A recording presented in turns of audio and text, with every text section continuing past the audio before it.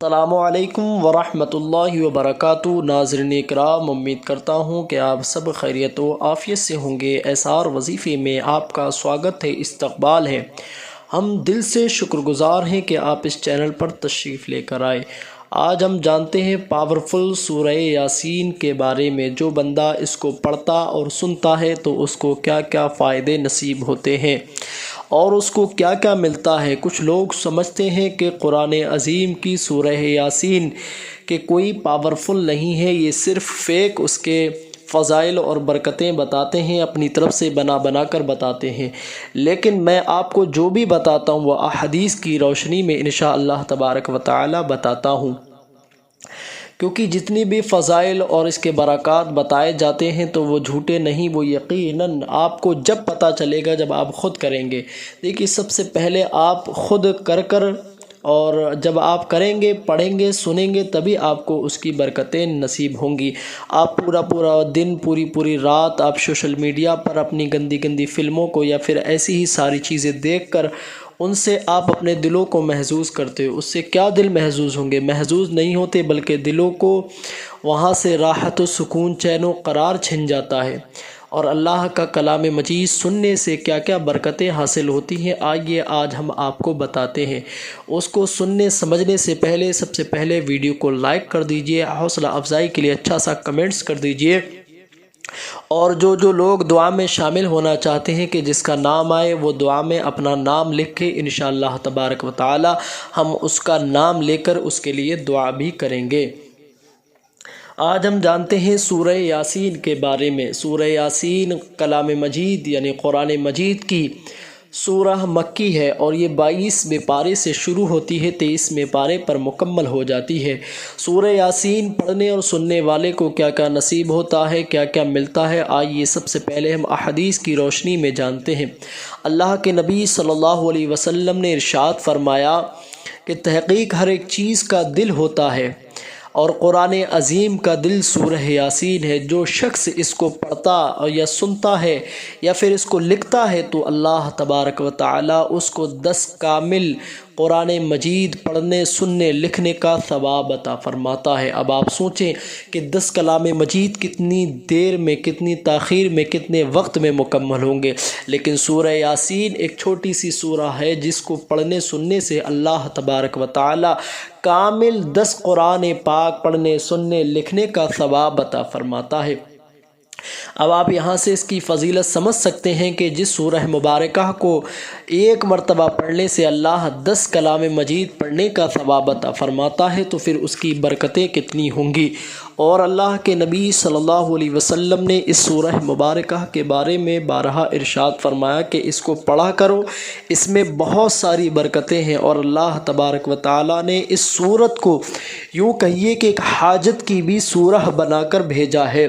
اور اللہ تبارک و تعالی نے سورہ حاجت بھی بنا کر یہ ہم تمہارے لیے رہنمائی کے لیے بھیجی ہے۔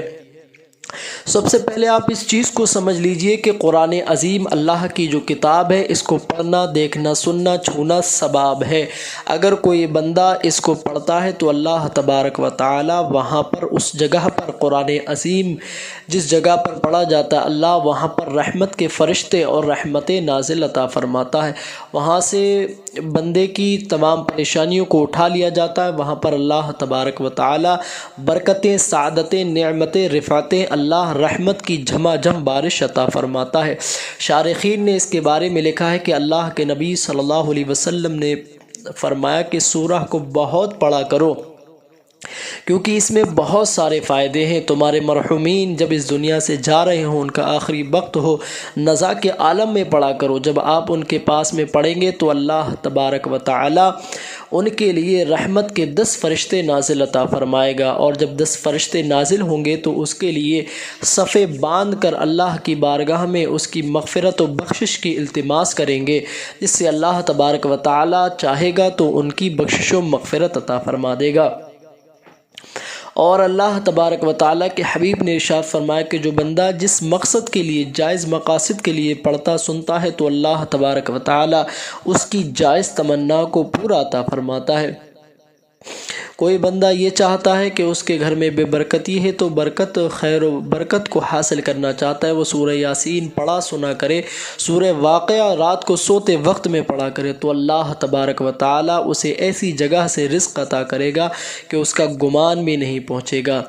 اور اس کے بارے میں اللہ کے نبی صلی اللہ علیہ وسلم نے ارشاد فرمایا کہ اگر قرض دار ہے، قرض سے نجات کے لیے پڑھتا ہے تو اللہ تبارک و تعالی اس سے قرض کو دور عطا فرما دیتا ہے، یعنی اس کے قرض کو اس سے نجات عطا فرماتا ہے۔ اگر کوئی بھی اولاد ہے تو اللہ تبارک و تعالی اس کی حاجت کے لیے پڑھے تو اللہ اسے صاحب اولاد بنا دیتا ہے۔ اگر کوئی بندہ پریشان ہے، پریشانی کے وقت میں اس کو پڑھے، دعا کرے اللہ کی بارگاہ میں تو اللہ تبارک و تعالی اس کی اس پریشانی کو دور فرما دیتا ہے۔ کسی کے دکان میں گراہک نہیں آتے تو وہ چاہتا ہے کہ میری دکان میں گراہک آئیں، میری دکان خوب چلے، میری دکان میں خوب برکت ہو، تو اس کو پڑھا سنا کر اگر آپ پڑھ نہیں سکتے تو صرف سن لیجئے، انشاءاللہ تبارک و تعالی آپ کی تمام جائز حاجتیں اللہ پوری عطا فرمائے گا۔ اور کوئی بندہ اگر اپنے کوئی اہل عیال ہے یا پھر کوئی بھی اعز و اقربا اس دنیا سے جا چکے ان کی قبر پر پڑے تو اللہ تبارک و تعالی ان کی قبر پر نور و رحمت کی بارش عطا فرماتا ہے۔ آئیے اب ہم پڑھتے ہیں، آپ سماعت کیجئے سورہ یاسین کو صحیح سے انشاءاللہ تبارک و تعالی۔ پڑھنے سننے کی جو برکتیں آپ کو میں نے بتائی انشاءاللہ ضرور ملیں گی، آپ دل سے سنیے۔ اب ہم پڑھتے ہیں۔ اعوذ باللہ من الشیطان الرجیم، بسم اللہ الرحمن الرحیم، یاسین والقرآن الحکیم، انک لمن المرسلین على صراط مستقيم، تنزيل العزيز الرحيم، لتنذر قوما ما أنذر آباؤهم فهم غافلون، لقد حق القول على أكثرهم فهم لا يؤمنون، إنا جعلنا في أعناقهم أغلالا فهي إلى الأذقان فهم مقمحون، وجعلنا من بين أيديهم سدا ومن خلفهم سدا فأغشيناهم فهم لا يبصرون، وسواء عليهم أأنذرتهم أم لم تنذرهم لا يؤمنون، إنما تنذر من اتبع الذكر وخشي الرحمن بالغيب، فبشره بمغفرة وأجر كريم، إنا نحن نحيي الموتى ونكتب ما قدموا وآثارهم وكل شيء أحصيناه في إمام مبين، واضرب لهم مثلا أصحاب القرية إذ جاءها المرسلون إذ أرسلنا إليهم اثنين فكذبوهما فعززنا بثالث فقالوا إنا إليكم مرسلون، قالوا ما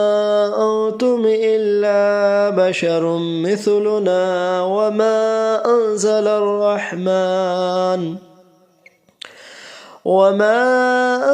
الرحمن من شيء إن أنتم إلا تكذبون، قالوا ربنا يعلم إنا إليكم لمرسلون وما علينا إلا البلاغ المبين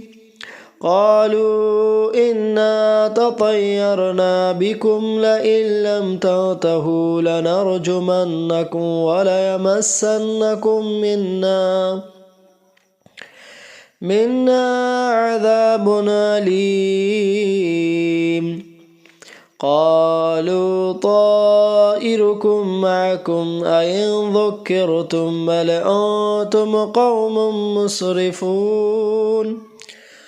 وجاء من أقصى المدينة رجل يسعى قال يا قوم اتبعوا المرسلين اتبعوا من لا يسألكم أجرا وهم مهتدون وما لي لا أعبد الذي فطرني وإليه ترجعون أتخذ من دونه آلهة إن يردني الرحمن بضر لا تغني عني شفاعتهم شيئا ولا ينقذون إذا لفي ضلال مبين إني آمنت بربكم فاسمعون قيل ادخل الجنة قال يا ليت قومي يعلمون بما غفر لي ربي وجعلني من المكرمين وما أنزلنا على قومه من بعده من جود من السماء وما كنا منزلين إن كانت إلا صيحة واحدة فإذا هم خامدون يا حسرة على العباد ما يأتيهم من رسول إلا كانوا به يستهزئون ألم يروا كم أهلكنا قبلهم من القرون أنهم إليهم لا يرجعون وإن كل لما جميع لدينا محضرون وآية لهم الأرض الميتة وأحييناها وأخرجنا منها حبا فمنه يأكلون وجعلنا فيها جنات من نخيل وأعناب وفجرنا فيها من العيون ليأكلوا من ثمره وما عملته أيديهم أفلا يشكرون سبحان الذي خلق الأزواج كلها مما تنبت الأرض ومن أنفسهم ومما لا يعلمون وآية لهم الليل نسلخ منه النهار فإذا هم مظلمون والشمس تجري لمستقر لها ذلك تقدير العزيز العليم والقمر قدرناه منازل حتى عاد كالعرجون القديم لا الشمس ينبغي لها أن تدرك القمر ولا الليل سابق النهار وكل في فلك يسبحون وآية لهم أنا حملنا ذريتهم في الفلك المشحون وخلقنا لهم من مثله ما يركبون وإن نشأ نغرقهم فلا صريخ لهم ولا هم ينقذون إلا رحمة منا ومتاعا إلى حين وإذا قيل لهم اتقوا ما بين أيديكم وما خلفكم لعلكم ترحمون وما تأتيهم من آية ربهم إلا كانوا عنها معرضين وإذا قيل لهم انفقوا مما رزقكم الله قال الذين كفروا للذين آمنوا ونطعم من لو يشاء الله وطعمه إن أنتم إلا في ضلال مبين ويقولون متى هذا البعد إن كنتم صادقين ما ينظرون إلا صيحة واحدة تأخذهم وهم يخصمون فلا يستطيعون توصية ولا إلى أهلهم يرجعون ونفخ في الصور فإذا هم من الأجداث إلى ربهم ينسلون قالوا يا ويلنا من بعثنا من مرقدنا هذا ما بعد الرحمن وصدق المرسلون قالوا يا ويلنا من بعثنا من مرقدنا هذا ما بعد الرحمن وصدق المرسلون إن كانت إلا صيحة واحدة فإذا هم جميع لدينا محضرون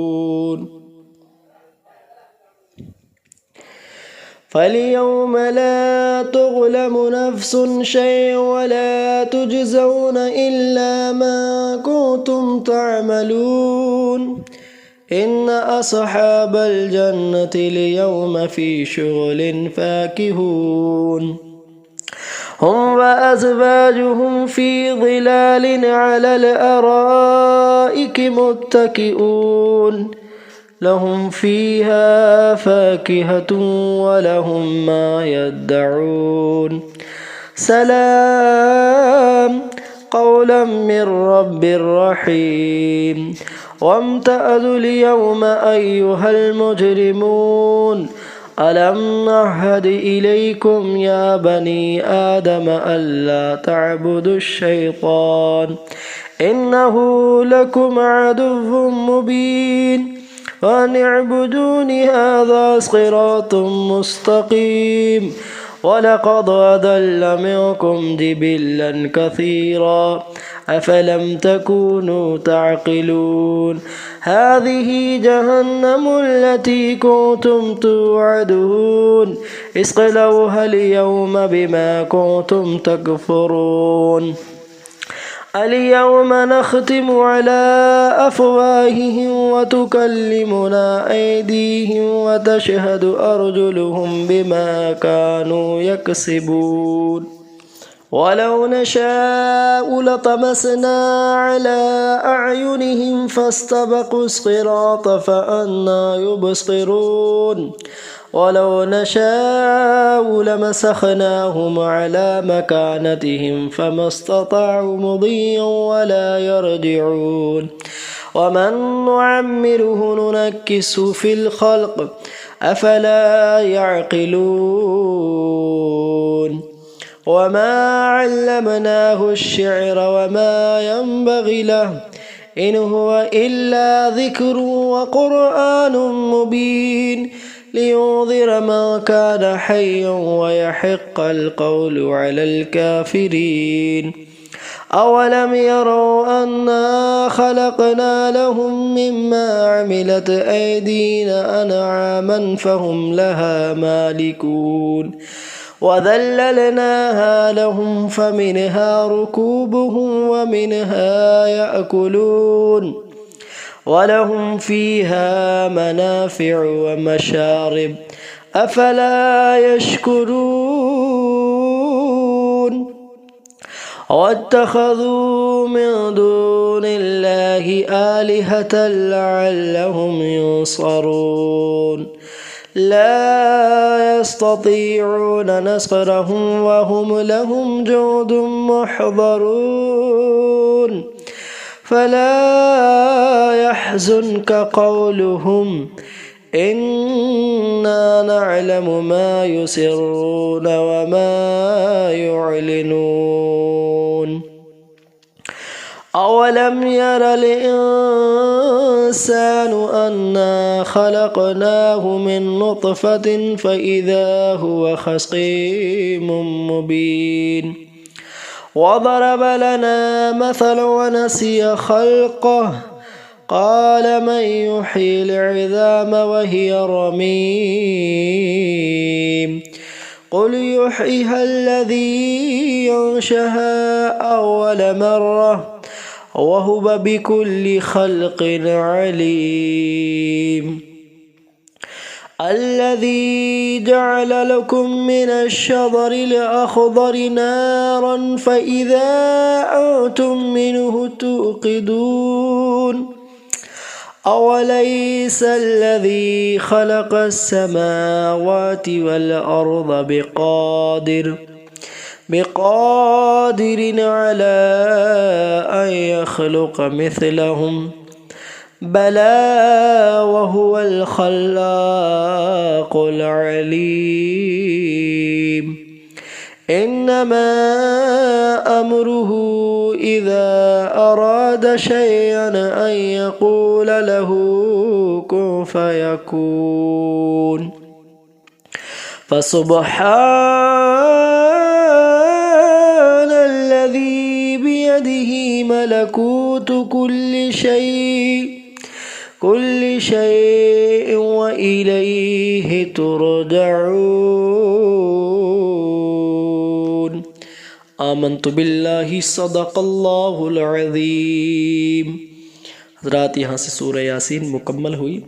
अब हम मुख्तसर सी दुआ करते हैं। आइए सबसे पहले छोटी सी दुआ कर लें। या अल्लाह तबारक व तआला हमने सूरह यासीन पढ़ी, इसके पढ़ने में जो गलती खामियों से मुआफ़ अता फरमा। हुजूर की बारगाह में पेश करते कबूल फरमा। हुजूर के वसीले से अंबिया कराम, रसूलान निज़ाम, खुलफ़ाए राशिदीन, सहाबा कराम, शुहदा कराम, ताबई, औलाद आदम में जिसका भी ख़ातिमा बिलखैर हुआ, जो जिस दराजात पर फ़ाइज़ है, मौला सब की बारगाह में दर्जा व दर्जा पेश खिदमत कबूल फरमा।